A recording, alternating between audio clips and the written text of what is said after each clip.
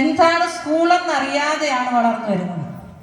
അവിടെ മിഷണറിമാര്, അച്ഛന്മാരും സിസ്റ്റേഴ്സും ആ കുട്ടികളുടെ വിദ്യാഭ്യാസത്തിന് പ്രാധാന്യം കൊടുത്തുകൊണ്ട് ചെറിയ ഷെഡുകളൊക്കെയാണ് കെട്ടിയിട്ടിരിക്കുന്നത് സ്കൂളുകളായിട്ട്. അവിടെയാണ് ഈ കുട്ടികളെ ബലം പിടിച്ച് കൊണ്ടിരുത്തി പഠിപ്പിക്കുക ചെയ്യുന്നത്. കാരണം പാരൻസിന് വിദ്യാഭ്യാസത്തിൻ്റെ ആവശ്യകതയെക്കുറിച്ചൊന്നും അറിയില്ല. അവർക്ക് അവിടെ വളരാനായിട്ടുള്ള അവസരങ്ങൾ തീരെ ഇല്ല. അച്ഛന്മാരെയും സിസ്റ്റേഴ്സിനെയും ഒക്കെ അവിടെ സഹായിക്കും. നമുക്ക് അവിടെ സ്കൂളിൽ പഠിപ്പിച്ചു എന്ന് പറഞ്ഞ് നമുക്ക് സാലറി ഒന്നും ഇല്ല.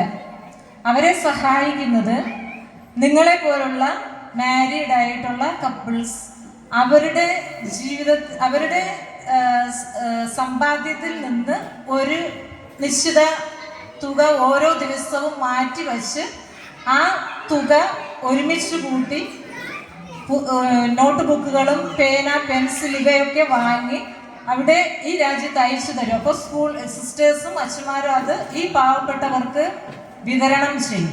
അങ്ങനെയൊക്കെയാണ് അവിടെ വിദ്യാഭ്യാസം ചെറിയ രീതിയിലെങ്കിലും മുന്നോട്ട് പോകുന്നത്. നമ്മൾ 7ാം ക്ലാസ്സിലൊക്കെ പോവുകയാണെങ്കിൽ 21, 22 വയസ്സുള്ള കുട്ടികളെ നമുക്ക് കാണാനായിട്ട് സാധിക്കും. അതുപോലെ തന്നെ ആരോഗ്യ മേഖലയിൽ വളരെ വളരെ കഷ്ടം തോന്നും അവരുടെ രീതികളൊക്കെ കാണുമ്പോൾ. അവിടെ ആശുപത്രികളില്ല, ക്ലിനിക്കുകളില്ല. നമുക്കിവിടെ ഒരു ചെറിയൊരു ചുമ വരുമ്പോൾ നമ്മൾ ഉടനെ എൻ്റെ മോൻ എന്ത് പറ്റിയെന്ന് അറിയാതെ അവരെടുത്തുകൊണ്ട് ഓടും. അവിടെ എന്ത് അസുഖം വന്നാലും ചായ. എന്ത് ചായയാണെന്നറിയാവോ? നാരങ്ങ പിഴിഞ്ഞൊഴിച്ചൊരു ചായ. എന്ത് അസുഖം വന്നാലും. പിന്നെ ഇങ്ങനെ നാട്ടുമരുന്നൊക്കെ പ്രയോഗിച്ചതിന് ശേഷം ഫലം കണ്ടില്ലെങ്കിൽ മാത്രം അവസാന ഘട്ടത്തിലായിരിക്കും അവരെടുത്തുകൊണ്ട് ഹോസ്പിറ്റലിലേക്ക് പോകുന്നത്. അവിടെ ചെല്ലുമ്പോഴും അതിന് നന്നായിട്ട് അതിനെ ഡയഗ്നോസ് ചെയ്യാനുള്ള ഡോക്ടേഴ്സ് ഇല്ല.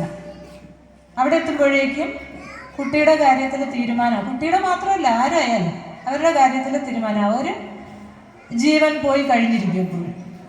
അങ്ങനെ ഒരുപാട് മരണങ്ങൾ സംഭവിക്കുന്ന ഒരുപാട് കാര്യങ്ങൾ ഇങ്ങനെ ഒത്തിരി സ്പർശിച്ച വേദനാജനകമായ കാര്യങ്ങൾ ഒത്തിരി ഞാൻ കണ്ടിട്ടുണ്ട്. അവിടെ കഴിഞ്ഞ 7 വർഷം വളരെ സന്തോഷത്തോടു കൂടി ആ കുട്ടികളോടൊപ്പം അവിടുത്തെ ജനങ്ങളോടൊപ്പം വർക്ക് ചെയ്യുവാനായിട്ട് ദൈവം നൽകിയ വലിയൊരു ഭാഗ്യത്തിന് ഞാൻ എന്നും നന്ദിയുള്ളവളാണ്. അപ്പം നമ്മുടെ കുട്ടികളൊക്കെ ചിന്തിക്കുക, നമ്മുടെ മാതാപിതാക്കൾ നമ്മളോടിരുന്ന് പഠിക്കാൻ പറയുമ്പോൾ നിങ്ങളിരുന്ന് പഠിക്കുക, ദൈവത്തിന് നന്ദി പറഞ്ഞുകൊണ്ടിരുന്ന് പഠിക്കുക. കാരണം ഇതൊന്നും കിട്ടാതെ അതാണ് ഞാൻ പറഞ്ഞത്, വിടരാൻ വെമ്പൽ കൊള്ളുന്ന കുട്ടികൾ. നിങ്ങൾ വിടരുന്ന മുട്ടുകളാണ്, വിടരാൻ വെമ്പൽ കൊള്ളുന്ന മുട്ടുകളാണ് ഈ ആഫ്രിക്കൻ കൺട്രീസിൽ കാണാനായിട്ട് സാധിക്കുക. വിദ്യാലയം എന്ന് പറയുന്നത് അറിവിൻ്റെ ഒരു ഉദ്യാനമാണ്. അവിടുത്തെ ഓരോ പൂമൊട്ടുകളാണ്, വിടരുന്ന മൊട്ടുകളാണ് ഓരോ വിദ്യാർത്ഥിയും, ഓരോ വിദ്യാർത്ഥിനിയും, ഓരോ കുഞ്ഞും.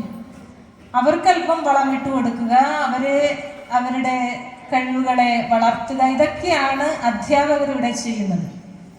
അവർ വളരുന്നു. നമ്മളെ ഒരു ചെടിയെ എങ്ങനെ വളം നൽകി വെള്ളം ഒഴിച്ച് അതിനെ സംരക്ഷിക്കുമോ അതുപോലെയാണ് അധ്യാപകർ. ഓരോ അധ്യാപകനും ഓരോ വിദ്യാർത്ഥിയെ കരുതലോടുകൂടി അവരെ